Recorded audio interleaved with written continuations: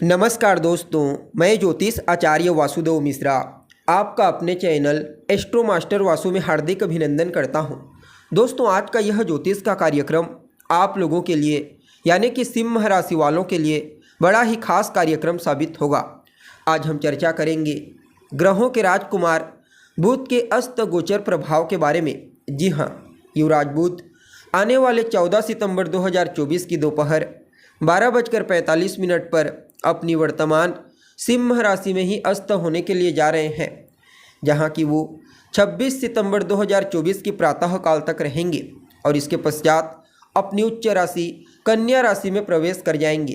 तो ऐसे में बड़े विस्तार के साथ एक एक टॉपिक को जानने का प्रयास करेंगे, समझने का प्रयास करेंगे कि किस प्रकार से बुध अस्त अवस्था में गोचर करते हुए आपको प्रभावित करेंगे। जी हाँ, इस गोचर काल के दौरान किन किन क्षेत्रों में श्रेष्ठ परिणाम की प्राप्ति हो सकती है, तो वहीं कहाँ कहाँ पर आपको सावधानी बरतने की आवश्यकता होगी। साथ ही साथ युवराज के इस अस्त प्रभाव को और बेहतर बनाने के लिए क्या उपाय आपको करना चाहिए, सभी बातें विस्तार के साथ आपको बताएंगे। इसलिए कार्यक्रम को लास्ट तक देखिए। और अगर आप अपनी जन्म कुंडली पर हमसे परामर्श लेना चाहते हैं तो आपको हमारा कॉन्टैक्ट नंबर डिस्क्रिप्शन बॉक्स में और वीडियो के अंदर मिल जाएगा, जहां से आप या तो व्हाट्सएप के माध्यम से या फिर डायरेक्ट फ़ोन कॉल के थ्रू अपॉइंटमेंट लेकर अपनी कुंडली का बड़ी बारीकी से अध्ययन करवा सकते हैं। तो दोस्तों, बुध कौन है? बुध तो बुद्धि है। बुध चाहे फिर वह किसी भी प्रकार का कोई बिजनेस व्यापार हो, शेयर मार्केट, शेयर बाजार, communication, banking, media, community, finance, management, इन सभी क्षेत्रों में बुध का ही सिक्का चलता है। और जो लोग वाणी से संबंधित कार्य करते हैं, यानी कि जिनका काम है केवल बोलना, उन लोगों के लिए तो कहना ही नहीं। विद्यार्थियों के जीवन में भी जो कुछ महत्वपूर्ण परिवर्तन होते हैं, सब के सब बुध के प्रभाव के कारण ही होता है। अब इनका गोचर वैसे तो ज़्यादा दिनों तक नहीं होता है एक राशि में, और यह जो गोचर है यह आपके लिए कुछ मामलों में बहुत ही बढ़िया बताया गया था जब राशि परिवर्तन किए। अब अस्त होने के लिए जा रहे हैं तो भी आपके लिए बहुत ही अच्छा प्रभाव देंगे। देखिए, बुध आपके लिए आपके सेकंड हाउस यानी कि आपके दूसरे घर और आपके 11वें घर के स्वामी बनते हैं। और अभी इनका ट्रांजिशन यानी कि गोचर कहाँ हो रहा है, तो आपके फर्स्ट हाउस में यानी कि आपके लग्न स्थान में, और वहीं पर ही अस्त होने के लिए जा रहे हैं। जी हाँ, जैसा कि आपको बताया गया, अस्त होने से कोई ग्रह कमज़ोर होता है, लेकिन इनका अस्त होना भी आपके लिए किसी वरदान से कम साबित नहीं होगा।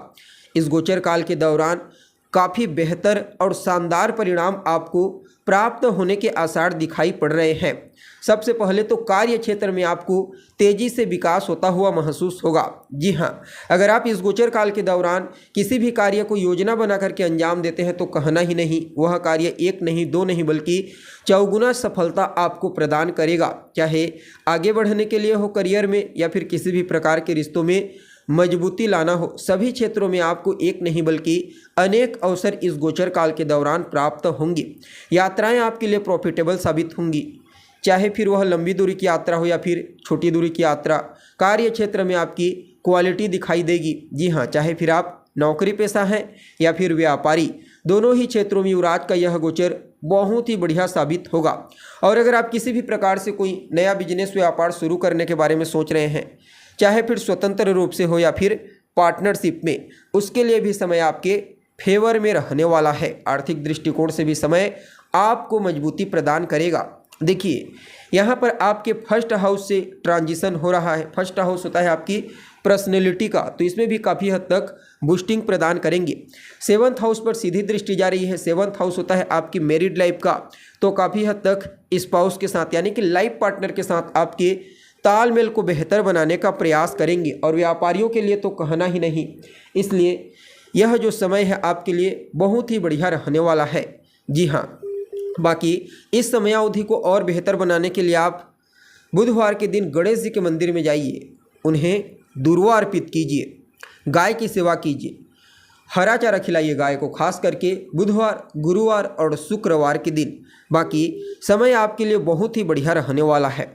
जी हाँ, तो दोस्तों, हमें उम्मीद है जानकारी आपको पसंद आई होगी। जानकारी अच्छी लगी तो इसे अपने दोस्तों के साथ, अपने रिश्तेदारों के साथ शेयर अवश्य करें। अभी के लिए बस इतना ही। पुनः मुलाकात होगी एक नए और ताज़ा एपिसोड में। तब तक के लिए नमस्कार।